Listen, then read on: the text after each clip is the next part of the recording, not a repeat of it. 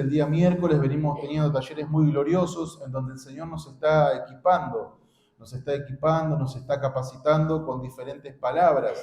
Y usted me puede decir, bueno, esa palabra ya la escuché, ese pasaje ya lo conozco, pero como también nos habla el Señor, hay que aprender a vivir el tiempo nuevo, hay que aprender a ayornarse a los tiempos que se vienen.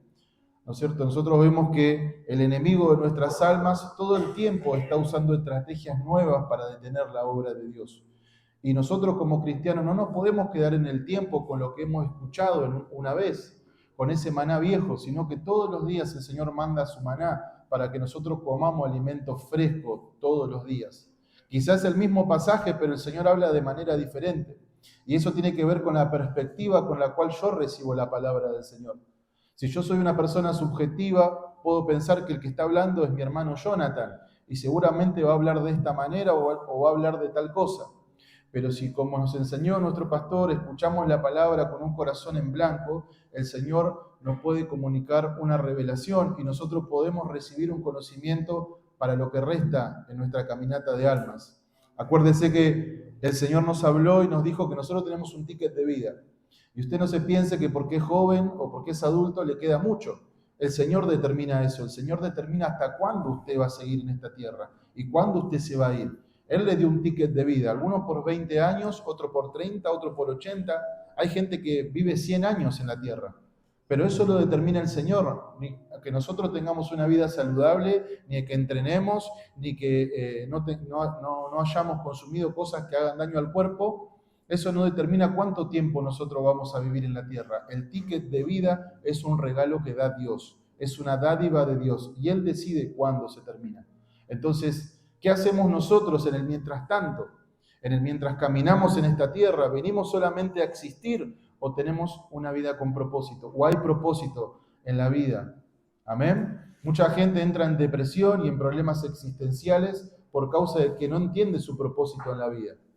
Entonces piensa que solamente vino a existir y se deprime y se encierra y ahí hay personas que inclusive aún se suicidan.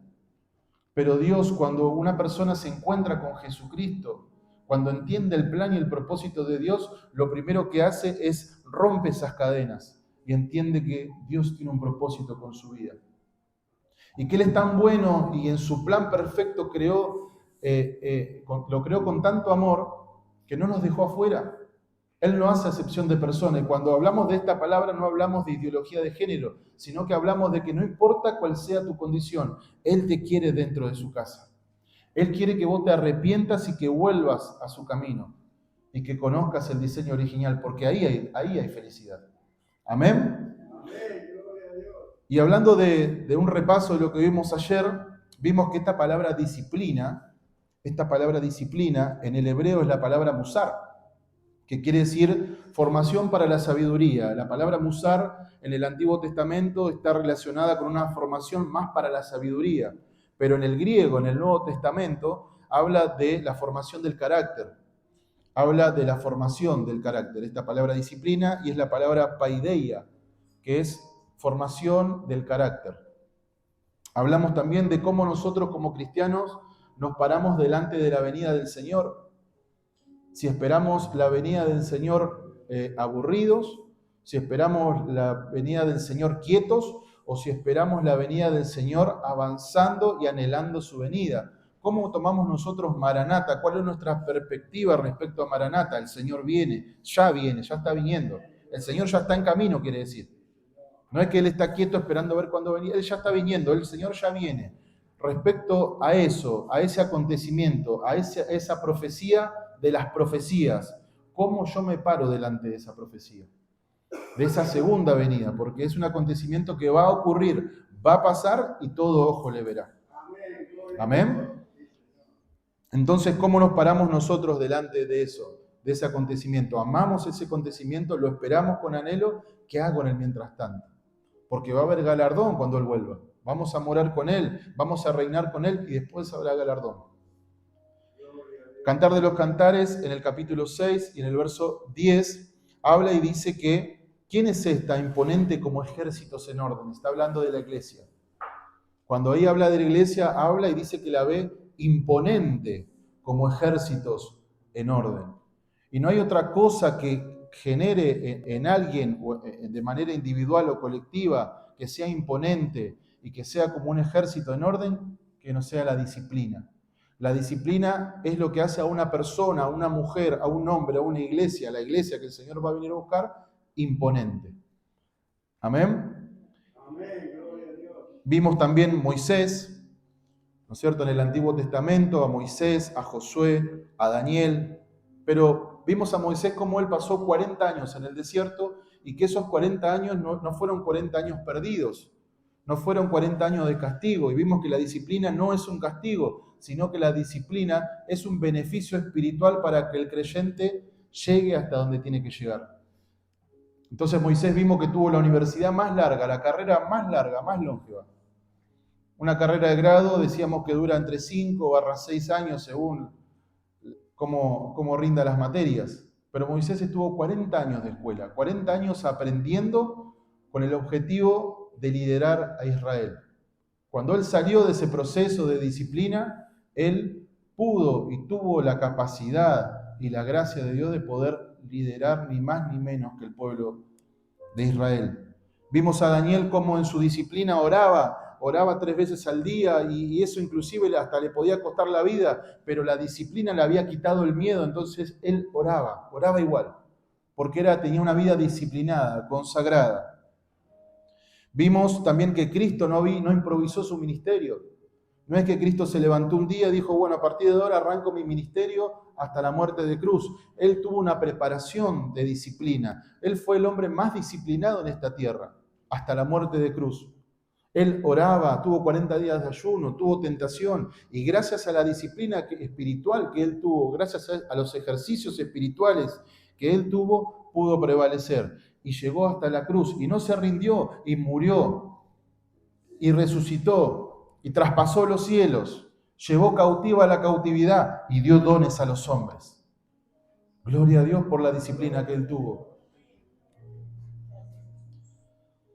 Antes de los milagros hubo formación y antes del poder hubo disciplina.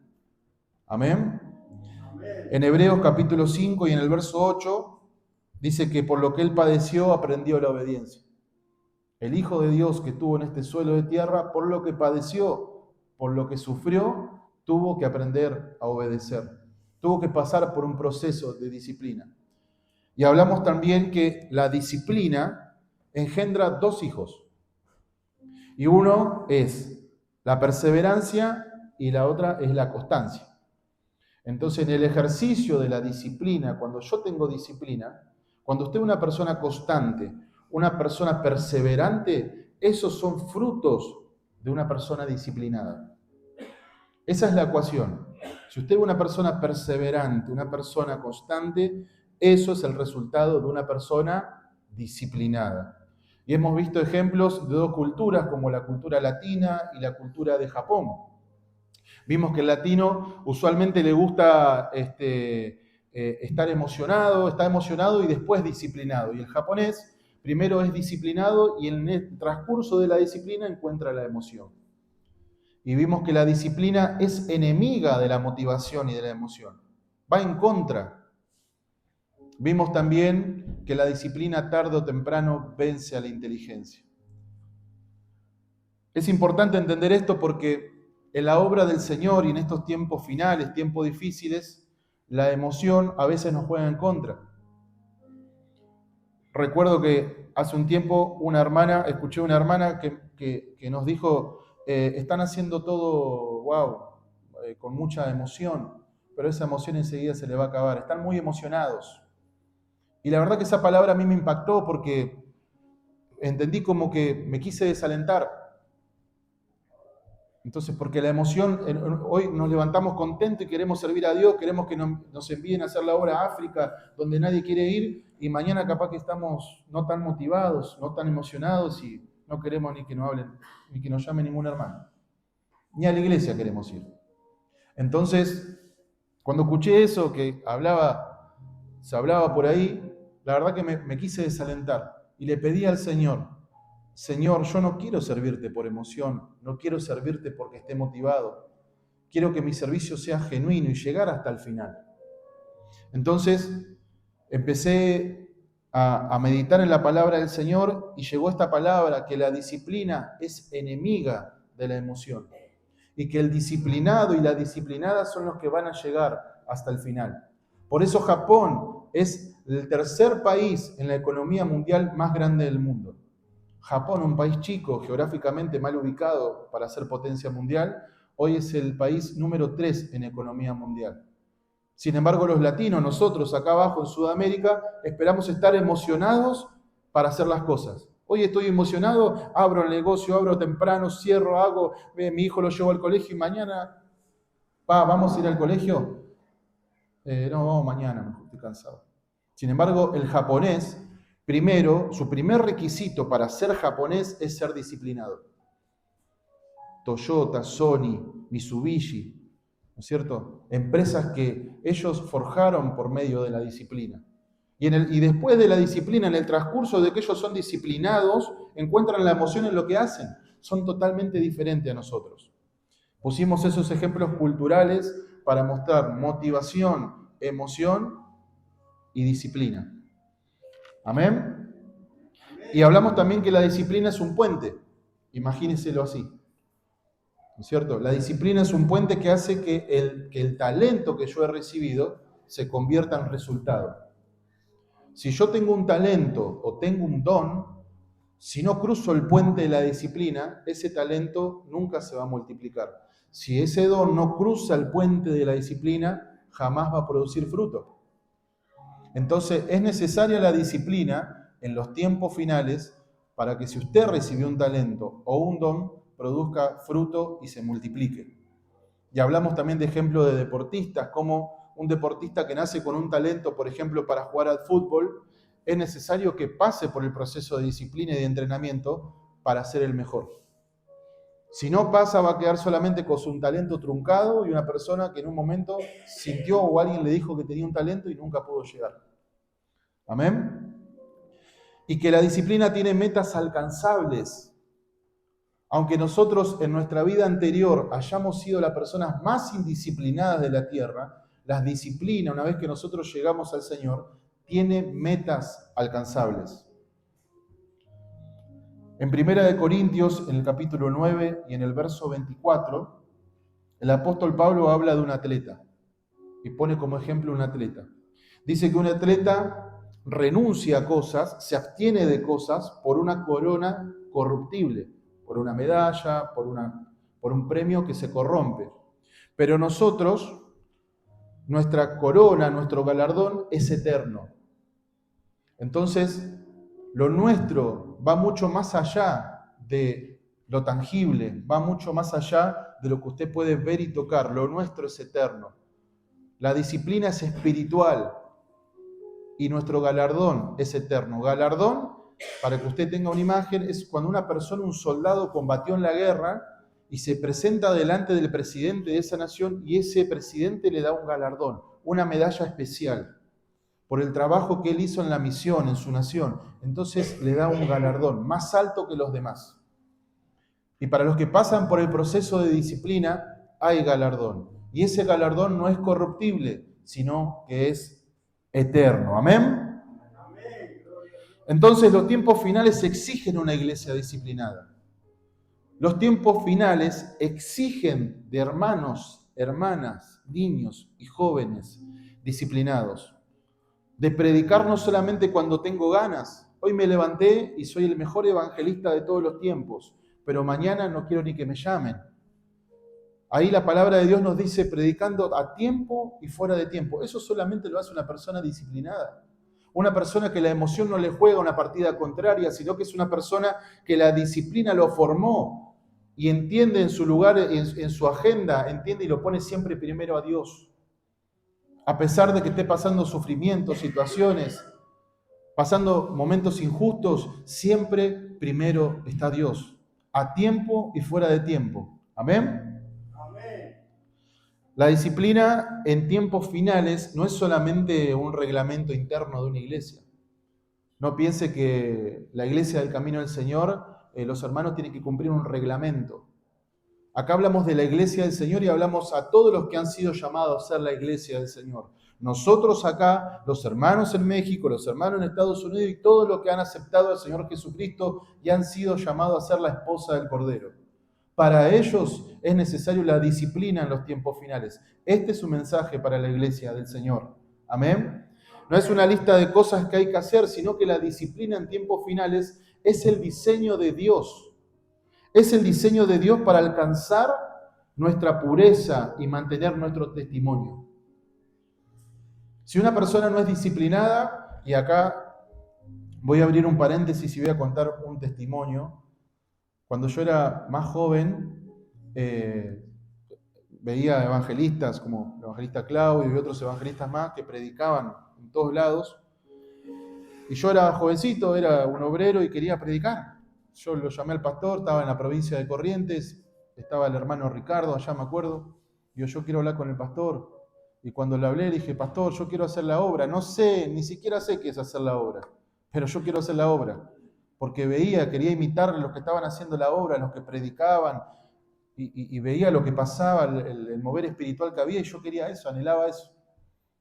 Entonces, cuando vine para acá, para Buenos Aires, me involucré en las predicaciones, que se predicaba casa por casa, en los hospitales, en los penales, en los colectivos, en los trenes. Los hermanos predicaban por todos lados, también donde estaba el evangelista José Molina, que también me ha instruido para predicar en los hospitales. Y yo quería eso. Y en un momento conseguí un trabajo que yo tenía que viajar desde la localidad de San Miguel en el tren Urquiza hasta La Cruz. Y mi emoción estaba intacta, yo estaba emocionado, quería predicar donde sea. Y le digo al pastor, yo quiero predicar mientras voy al trabajo y cuando vuelvo en el tren quiero volver predicando. Y el pastor, nuestro mentor, me dice, pará, vas a ir porque recién te levantás con muchas ganas, pero cuando vuelvas vas a volver de trabajar cansado. Y cuando te vea la gente durmiendo en el tren, van a decir, mirá el predicador, el que predicaba, está ahí durmiendo, está con la cabeza con el costado. Y yo como que me enojé, me quise enojar, no entendí la disciplina, no entendí la instrucción, no entendí la capacitación. Hoy que soy un poquito más grande, puedo entender que era una preparación y que el Señor me decía que una persona disciplinada tiene que cuidar su testimonio. Porque esas personas a veces lo único que van a ver del Evangelio es a nosotros. Quizá no leyeron la Biblia, quizá no fueron a una iglesia, y lo único que van a conocer del Evangelio es lo que ven adelante de ellos, que somos nosotros. La disciplina cuida el testimonio y nos guarda en santidad. Amén. ¿Puedo darle un fuerte aplauso al Señor si usted quiere?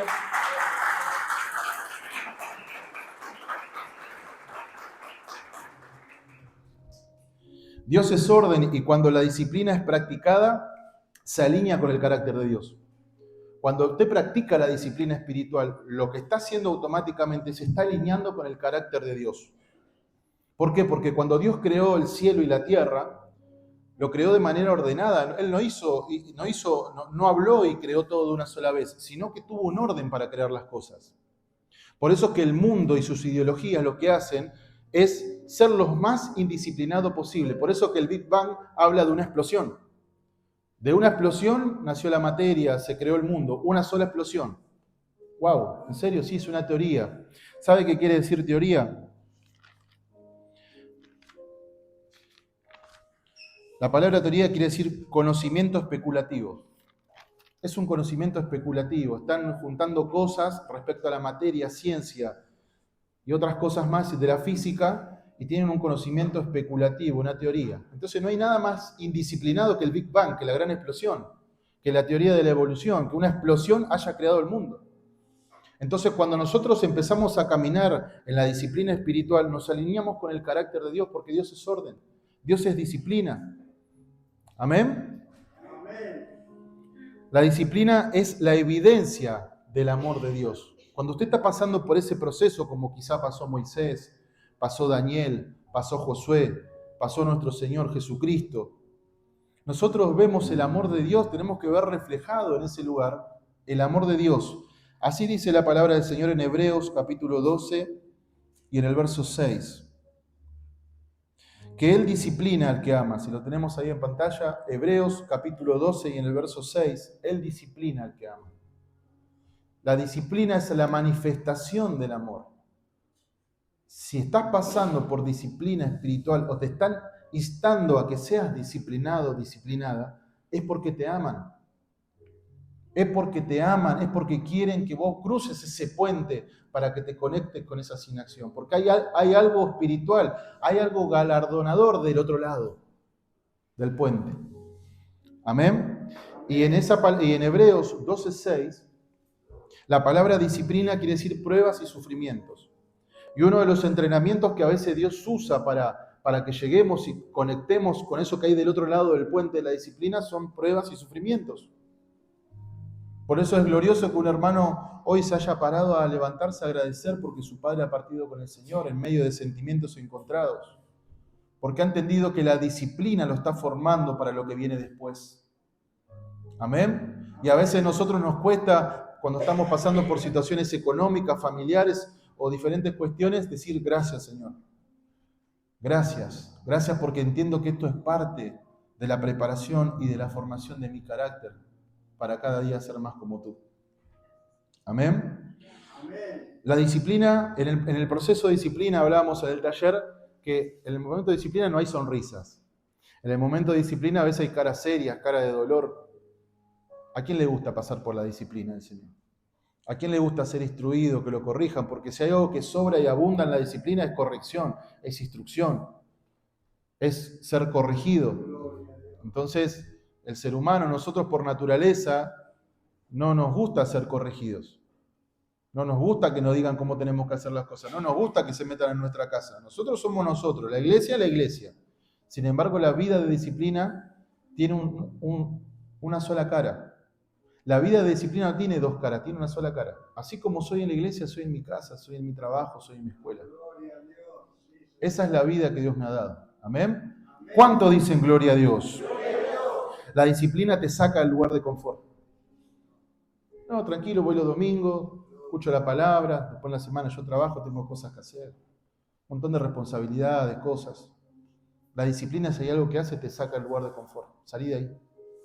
Se mete la disciplina espiritual en tu vida y te dice, salí del lugar de confort. Salí. Ya está, ya tuviste mucho tiempo y ya está. ¿Qué conseguiste? ¿Seguís siendo la misma persona hace 40 años? ¿Qué conseguiste? Es momento que cruces el puente, porque del otro lado algo te espera. Hay gente que está esperando de vos. Hay naciones que están esperando de vos. Hay familias que están esperando de vos. Cruzar el puente. El disciplinado siempre sufre con el que es indisciplinado. Cuando una persona se levanta a las 11, el que es disciplinado a las 4 de la mañana ya estaba haciendo planes, organizando el recurso del tiempo que Dios nos da por día. ¿A qué hora te levantaste? A las 11. Ah, ¿y vos? No, a las 11 yo ya estaba de vuelta, porque después tengo más actividades. Entonces como que el disciplinado sufre con el indisciplinado, pero sufre por causa de que hay un desarrollo en el que pasó por la disciplina espiritual y el otro que todavía sigue en su lugar de confort y no quiere salir de ahí, porque el pecado lo hace sentir cómodo. Amén. Para el Espíritu Santo, una persona disciplinada es un hogar digno. Si el Espíritu Santo se siente cómodo en un lugar, es en una persona disciplinada. Para el Espíritu Santo, una mujer y un hombre disciplinado es un hogar digno. Estoy viviendo en un lugar digno. Porque ahí Él puede operar milagros, ahí Él puede dar conversiones, tener palabras, ¿no es cierto? Él puede hablar, se puede manifestar por medio de una persona disciplinada. Hay un avivamiento real, amén, ahí. Cuando el Espíritu Santo se encuentra manifestándose, lo hace por medio de una persona disciplinada. Nosotros vemos los grandes siervos del Señor que han pasado por esta tierra, Gille Ávila, que todavía sigue inclusive Anacondia, y evangelistas, Jimmy Swaggart. Nosotros veíamos esas campañas, yo era muy pequeño, muy chico, y veíamos campañas multitudinarias. Gente que se arrodillaba delante del altar recibiendo al Señor Jesucristo porque entendían que el infierno estaba ahí a las puertas y que el Señor ya venía, había una segunda venida que era inminente, que Él estaba en camino y que esa era la oportunidad de arrepentirse.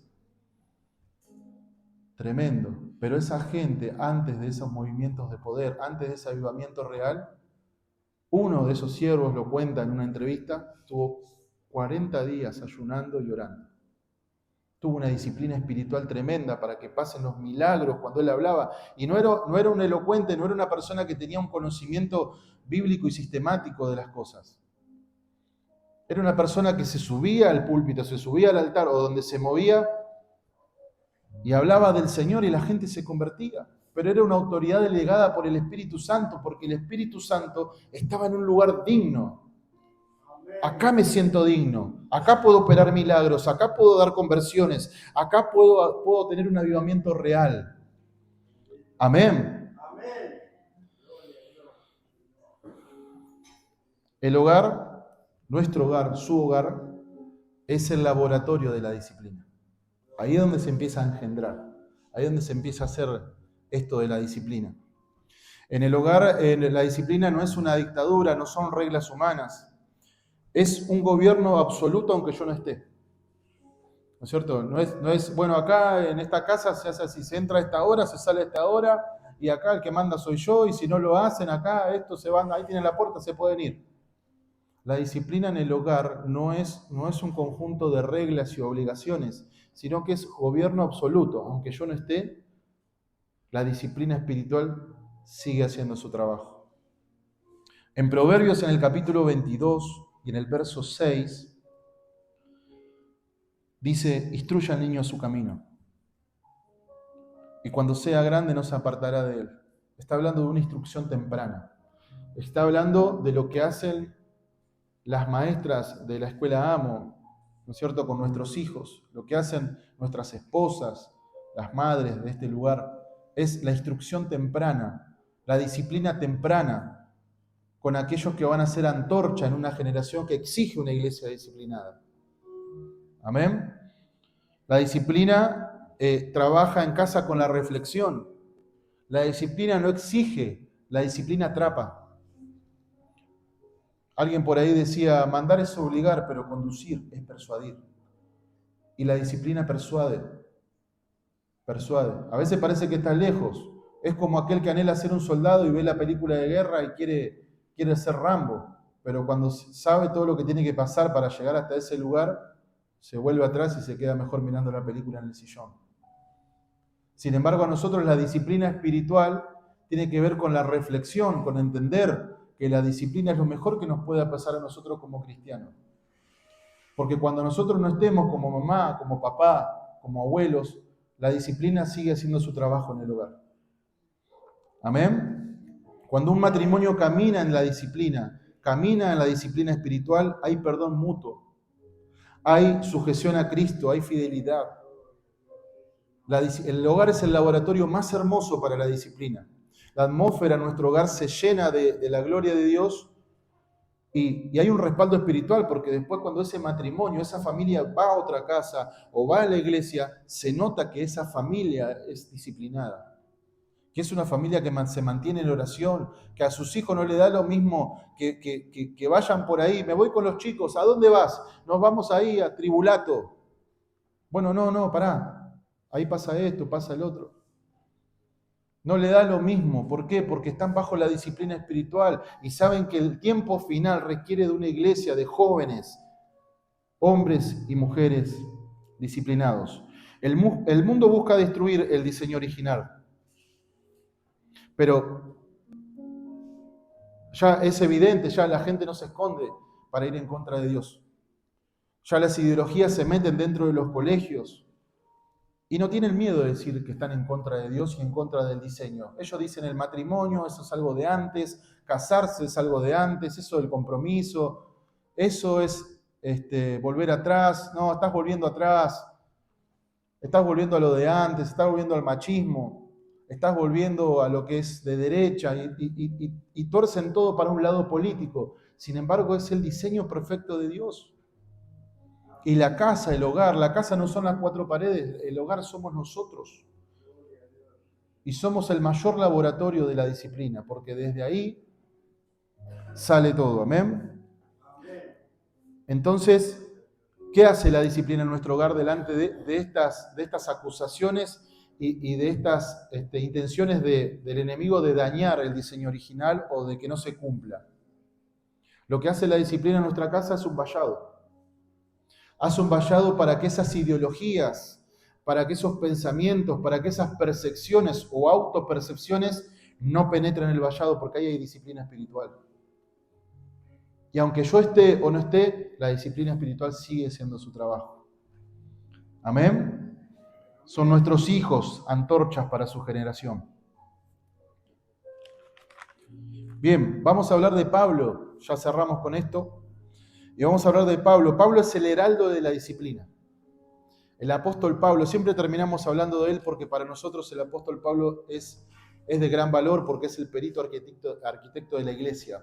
Él es el que ve la iglesia con una visión más allá de los demás apóstoles. Él tiene una visión de la iglesia muy hermosa y él es el heraldo de la disciplina. Es uno de los que grita, de los que proclama la disciplina. Para él no era una carga legalista, sino que era un gimnasio espiritual para llegar a la madurez.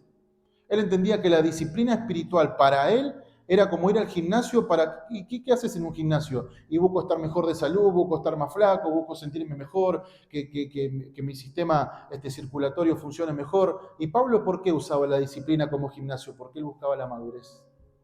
Porque necesitaba esa madurez por el peso que él llevaba en las iglesias. Amén. Él pasó por naufragios, pasó por persecuciones. Cuando antes era Saulo, era un perseguidor, un impulsivo, un violento. Era alguien que no se lo podía mirar, alguien que no se lo podía... Él tenía una mirada amenazante, dicen algunos que estudian la Biblia. La mirada de Pablo era una mirada amenazante. Uno lo miraba y ya era para problemas. Era una persona violenta, perseguidor. Sin embargo, en 1 Corintios, en el capítulo 4 y en el verso 12, él dice, nos maldicen, nosotros bendecimos. Nos persiguen, nosotros soportamos. Pero vos no eras Saulo, el perseguidor, el que tenía una mirada amenazante, el que nadie te podía decir nada. Sí, pero pasé por un proceso de disciplina, tuve un encuentro con el Señor. Y bajo la disciplina espiritual, si me maldicen, yo lo tengo que bendecir. Si me persiguen, yo tengo que soportar. Amén. Y él oraba, y en Romanos capítulo 1, el verso 9 dice, mi Dios es testigo de cómo yo oro por ellos. Y después a los tesalonicenses le dice, orad sin cesar, oren sin cesar, tengan esta disciplina, oren sin cesar, sean disciplinados en su oración, porque el enemigo anda como león rugiente buscando a quien devorar. Sean disciplinados con su oración. Mi Dios es testigo de cómo yo oro por ustedes. Sin disciplina estamos desarmados delante del enemigo. Sin disciplina usted va a una batalla sin armas con el enemigo, cuando el enemigo tiene todo para destruirnos. Amén. Él tenía en 2 de Tesalonicenses, en el capítulo 3 y el verso 7, nosotros vemos cómo él, aparte de su ministerio, trabajaba. Era un obrero incansable. Trabajaba porque él tenía el oficio de tiendas, hacer tiendas, y aparte tenía su ministerio. Y él lo hacía para no ser gravoso a nadie, para que vean cómo tiene que ser una persona disciplinada, que una persona disciplinada trabaja, cumple, ¿no es cierto? Y también tenía su ministerio. Dice que trabajaba con afán para no ser gravoso. Pero el deseo de Pablo era que la iglesia sea presentada delante del amado. Él mira a la iglesia y él anhela que la iglesia sea presentada delante del amado sin mancha y sin arruga. El amado quiere que la iglesia sea disciplinada y viene a buscar una iglesia disciplinada. En Efesios capítulo 5 y en el verso 27 dice, por la palabra es purificada, por la palabra es disciplinada. Si usted quiere buscar disciplina, si usted quiere saber cómo tiene que ser su vida como cristiano y como cristiana, esta es la palabra de Dios. Acá está el manual de vida. Acá está lo que usted necesita para vivir una vida de disciplina espiritual. Si usted en su ecuación de vida saca esto del medio, posiblemente el propósito quede truncado. Pero si usted tiene esto como manual de vida en todos sus días para ejercer la disciplina espiritual, para ese ejercicio, de levantarse a la mañana y antes de tomar el celular, tomar la Biblia y leer un pasaje, orar al Señor, encomendar su vida, hacer una oración proactiva, esa disciplina espiritual va a ser el puente para que usted se conecte y llegue a lo que Dios tiene para usted. Dios tiene cosas grandes para usted. ¿Cuánto lo cree? Dios tiene cosas grandes para usted, para su hijo, para su esposa, para sus nietos, abuelos. La disciplina, la iglesia presentada así es una iglesia bella, porque la disciplina embellece. Póngase en su mente, y ya con esto terminamos, dos tipos de personas. Una persona, hablamos en el taller acerca de los embajadores. ¿Qué tal un embajador de ojotas, de Crocs, con bermuda y despeinado y con una remera un poco agrandada en el cuello? El embajador 1. Y póngase del otro lado el embajador 2, una persona muy bien parecida, con un buen dialecto, con una buena oratoria, bien vestida, representando una nación.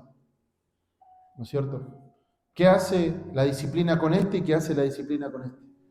La disciplina lo que hizo con este fue embellecerlo, prepararlo para una gran misión, que es ni más ni menos que representar una nación.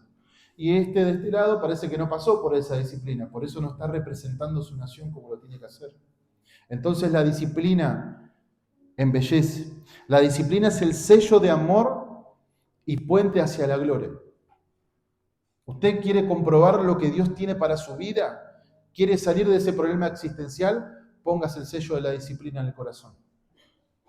Y ese sello lo va a llevar hasta la gloria. Sin escalas. ¿Amén? Cerramos con Pablo y el final de sus días. En una celda fría, Pablo, el apóstol, el que hablamos recién, el que anhela ver a la iglesia sin arruga y sin mancha, presentada hacia el esposo y que él venga a buscar eso, una iglesia disciplinada. Pero estaba en una celda fría, en una celda ahí. Pero para nosotros, lo que entendemos la palabra de Dios, lo que leemos la palabra de Dios, para nosotros, el apóstol Pablo no terminó sus días en una celda fría. ¿Sabe dónde terminó sus días el apóstol Pablo? Con los brazos levantados, cruzando el final de la carrera. Rompiendo la meta, diciendo, llegué. Ese es el final. He peleado la buena batalla, he acabado la carrera. Me está guardada la corona de justicia. ¿Qué corona, Pablo? ¿Esa que se puede ver y se puede tocar? No, es una corona eterna. ¿Dónde está Pablo? Acá, en una cárcel re fría, oscura. Pero para el que sabe ver la disciplina, Pablo estaba con los brazos levantados, llegando a su último kilómetro. Hasta acá llegué. Me está guardada la corona de justicia. Lo invito a que se ponga de pie y vamos a alabar y vamos a adorar el nombre del Señor. Y no solo a mí, dice, sino a todos aquellos que aman, ¿qué? Su venida. ¿Que aman qué? Su venida. Amén, que aman su venida. Él ya viene. Vamos a adorar el nombre del Señor entonces. Y vamos a procurar meditar en esta palabra en esta mañana. Con esto que el Señor nos ha hablado, que es la reflexión. Vamos a reflexionar en esto que el Señor nos ha hablado. Y si usted cree que el que lo llamó a pasar por este proceso, a pasar por la disciplina espiritual, es digno de que usted la adore, es digno de que usted le alabe, lo puede hacer con libertad.